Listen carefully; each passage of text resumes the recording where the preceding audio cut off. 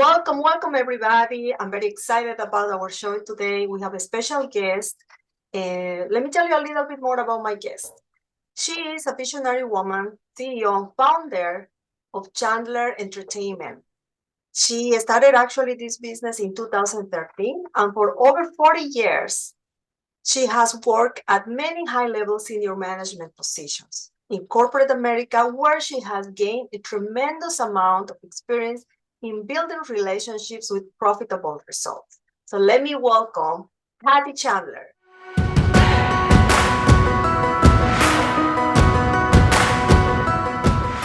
Hi, how are you today? I'm so happy to be part of this show.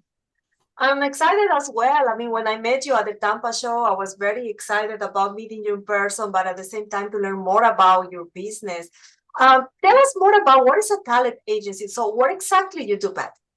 Okay.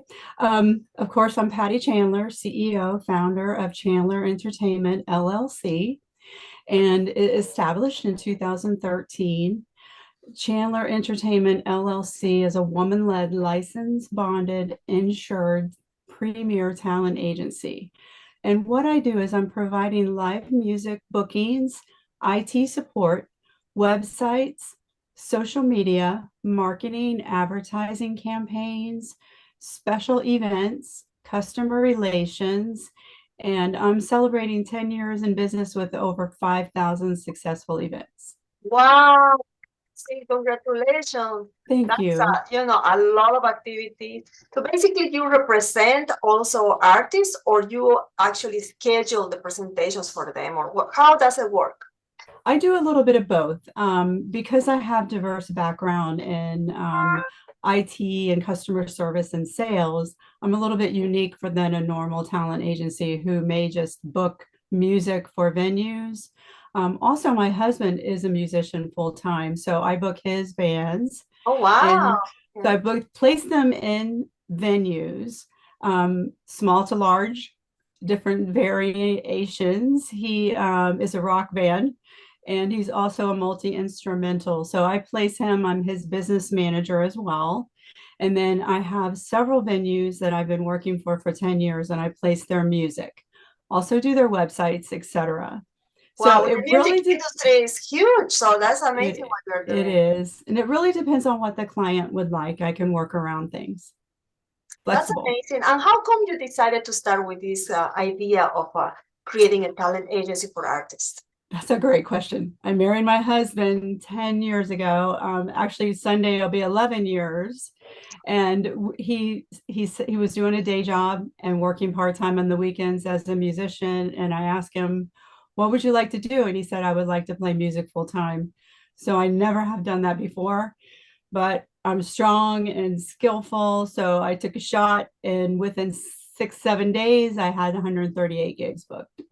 Wow, that's amazing. And it's because, this industry of the music is very competitive. So it's challenging as well. And the fact that you did all this and you decided to say, okay, we're going to do it. Let's give it a try. That's risky, but I'm glad to hear that, because not everybody wants to make that step. Like, okay, I'm going to take the chance to do it. Sometimes people is like hesitating. I don't want to risk too much, but I'm so glad that you did that. Tell us more about the activities that you did before you decided to start your own company. Sure. I've worked in several high-tech IT companies, variations in the senior management role. So at one point, I had about 300 employees reporting to me for 10 years at this company in Clearwater. And I handled all the customer service calls that came in. We did the returns for the business, try to save the sale, so to speak, getting customer service reps up to speed with their skills so they can potentially be promoted up within the company to team lead or supervisor or a manager. And I was a director level. Wow. So definitely it's a drastic change from the corporate industry now to the private industry, and then the challenging environment of, booking and making all these jobs available for your clients, for people that you represent. And in this industry also is very sacrificed, because I'm sure that it's like the weekends, nights, it's not necessary, no sleep. That's true. And it doesn't always go smooth. I mean, I have to admit that because we're dealing with Florida weather. So if you have an outdoor event with thousands of customers or clients or fans coming and it rains or storm or hurricane, then you got to shut down all that money that you've spent. Oh So you just kind of yeah. work It's through like those doing an issues. event. It's, very risky. It is, but it's also fun and rewarding. And the clients you have is more like a local, or you can actually represent any client from the US or even other countries. I'm licensed for Florida. So if there is a need, I can, work outside. It hasn't arisen yet because I'm so busy doing what I'm doing with Florida right now. That's awesome. So it's an option. What do you mean with license? This is the first time I hear about a license. Do you need a license to be a manager? Well, I'm a Florida licensed talent agency through Florida. So it is best that you hold your license. There are some requirements on that through the DBPR, and you can look at that online, but I am licensed, bonded, insured. I'm an LLC.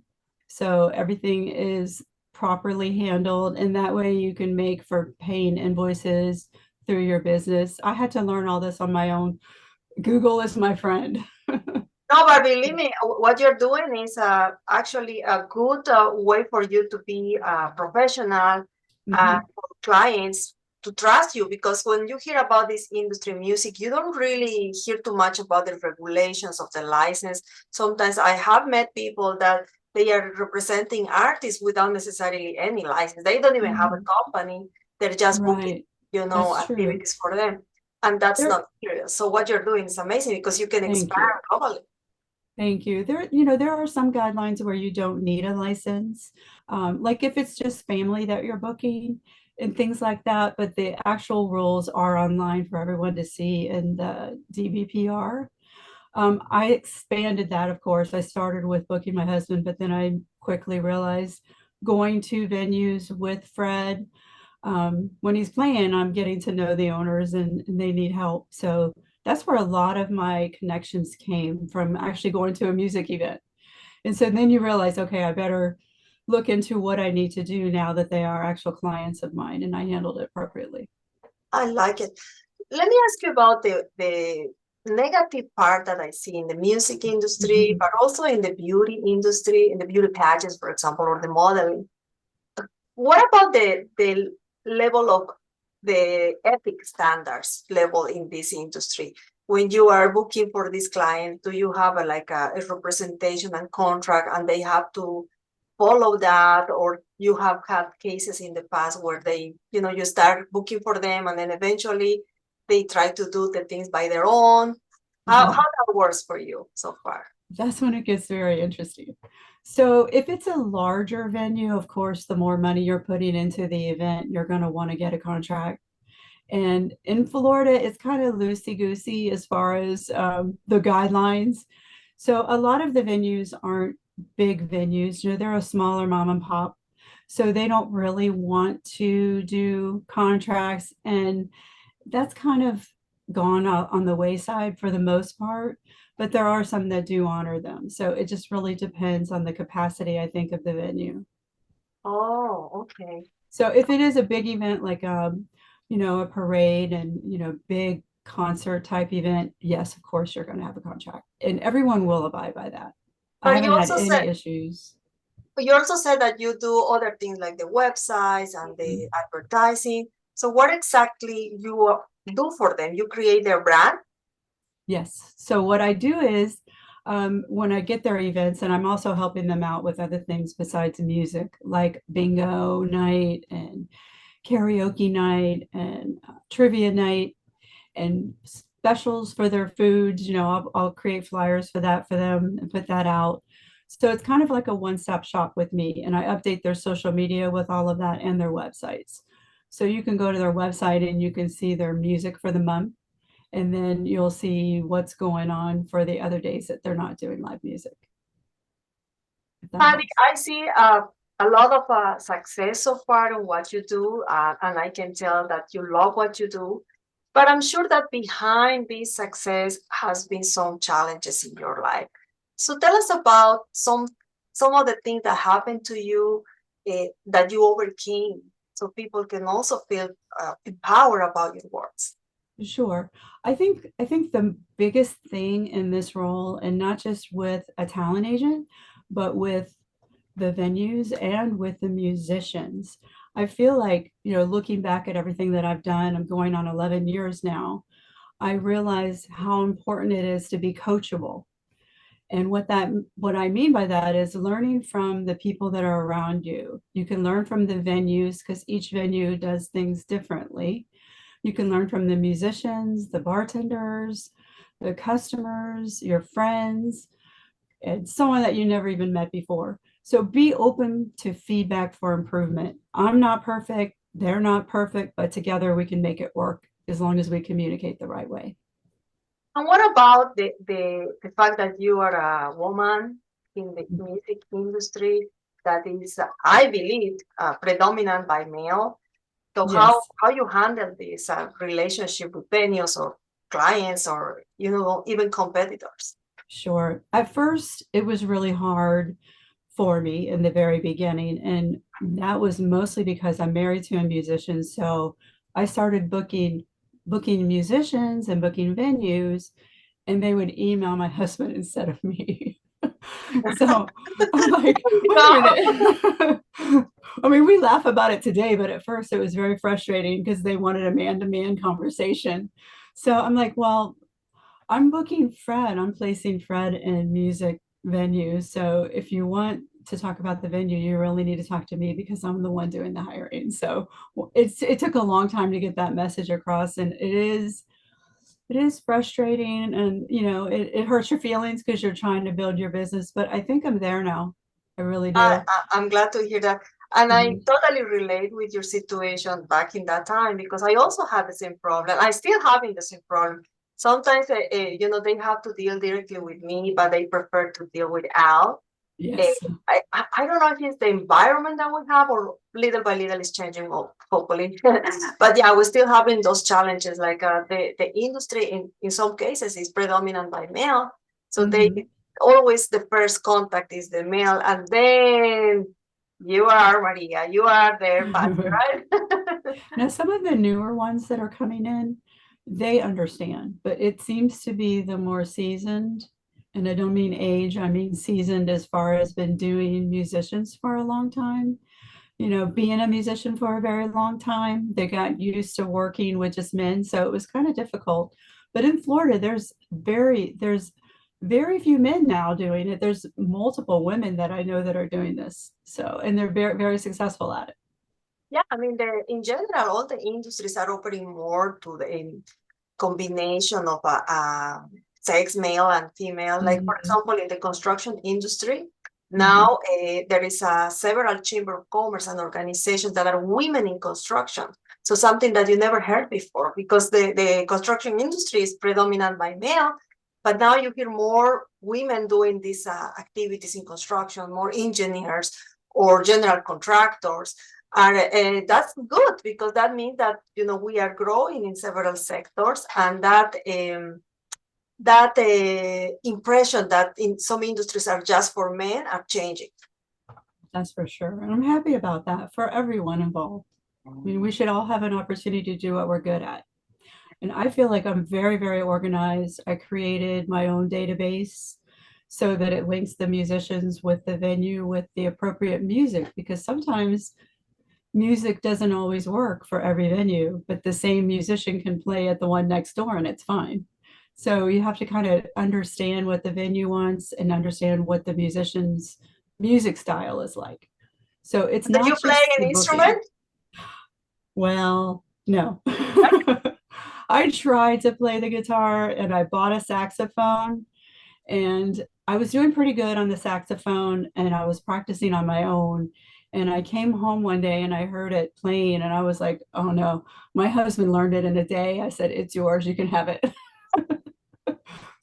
I And couldn't being do it. in the industry, also the schedule is kind of difficult because you Mhm. really need to, and especially if you have your own company, you need to manage properly your time. So tell us Yes, about your routine, what you do every day, how you organize your time to be basically multitask. sure.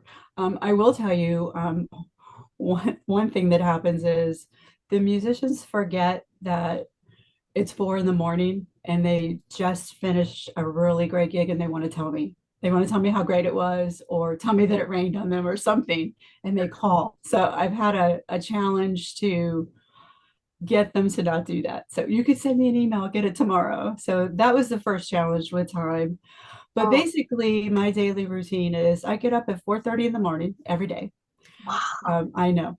I check email right away. I review my to-do list that I have set up the night before. And when I have 6 venues that I'm working for and musicians and my husband's livelihood, it has to be on point.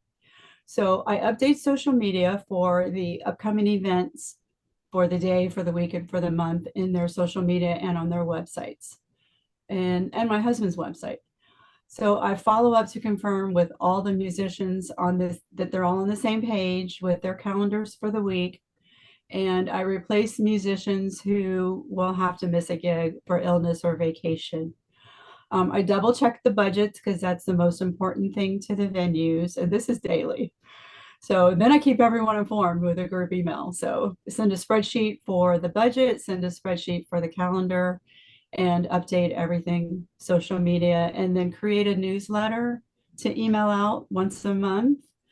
And I also will do advertising campaigns with other areas, mostly the website as well.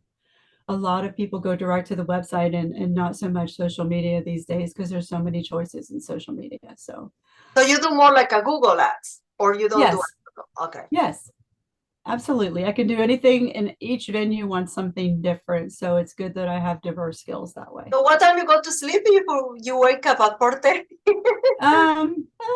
Depends. If I'm at a venue, 11, 12.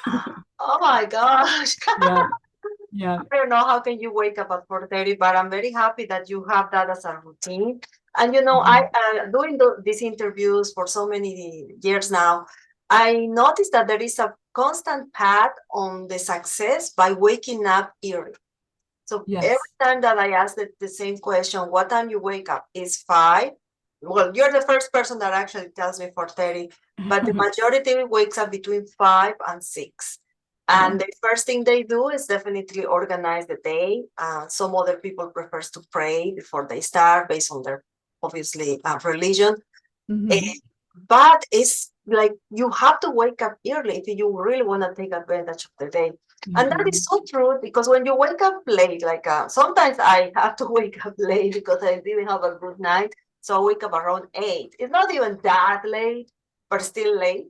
Sure. I think that I miss the whole day because by the time I wake up, I do my breakfast and I get ready for work, it's already 9:30. So Sure. the morning is gone. Well, what I've also found is that if I don't get, like, let's say one of my venues, they have a lunch special daily, and I've been working for them for the longest, and their customers will send me a message, hey, did you do the lunch special today? And it's like 6 a.m. I'm like, I'm doing it now. So the customers are training me to do it earlier so then they don't reach out to me.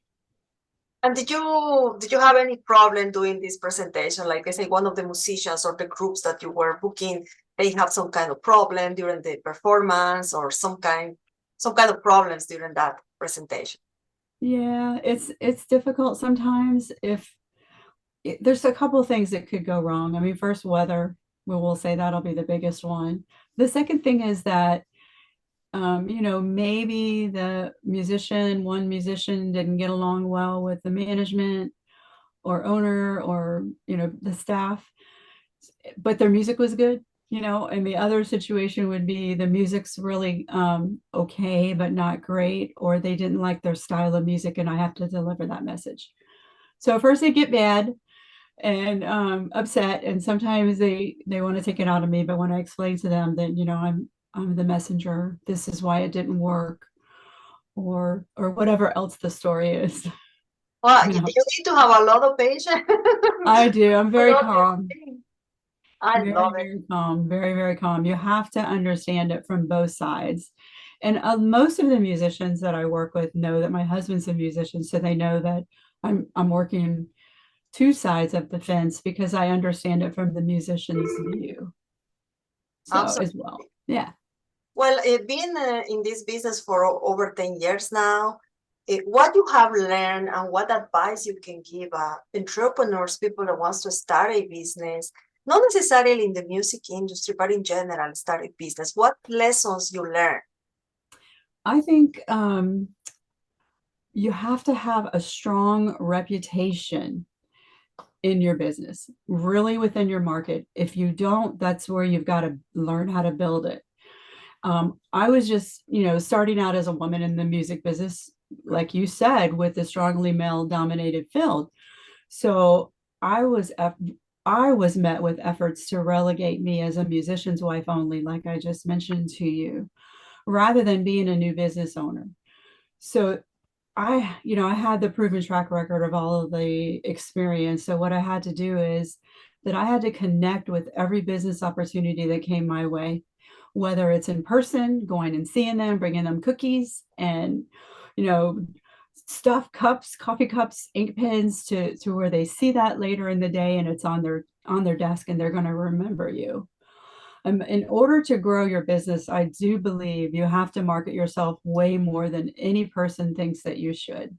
And sometimes it may seem insane that you're constantly sending out mailers or stopping by to see them, but they do appreciate it. Really, they do. And they'll remember you for that. I love it.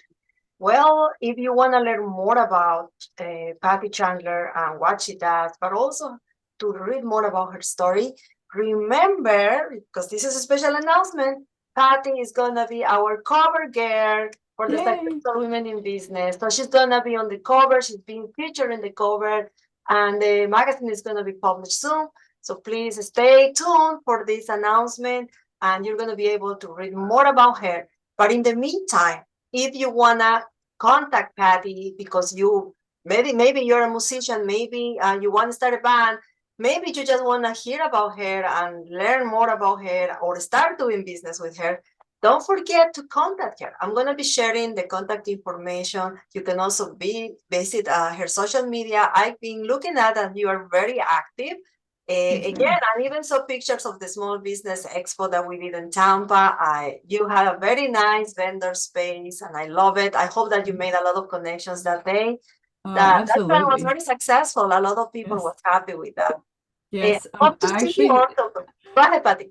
Actually, it was a tremendously huge success. There were people from the area that I had not seen in a long time that stopped by to see me.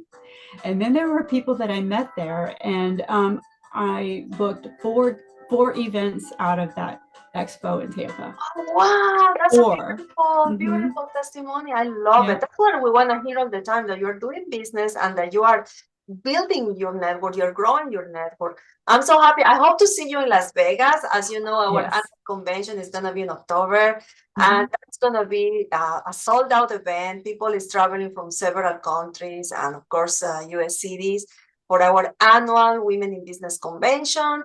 For everybody that's watching this show, remember the convention is going to take place in Las Vegas this upcoming October, from October 23 to 26.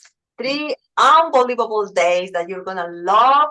We're going to have a lot of activities, networking, expo, conferences. Of course, we're going to be recognizing successful women in business. I'm sure Patty is going to be one of the recipients this year for the award. And yes, we're going to send you the nomination. You have to be there. We want to empower women globally, but also we want to recognize the success of women in business like you, Patty, that is working hard. You already have a track record of your success and your accomplishments. 10 years is not easy. If you already passed the first 2 years, 3 years, I think you can do it.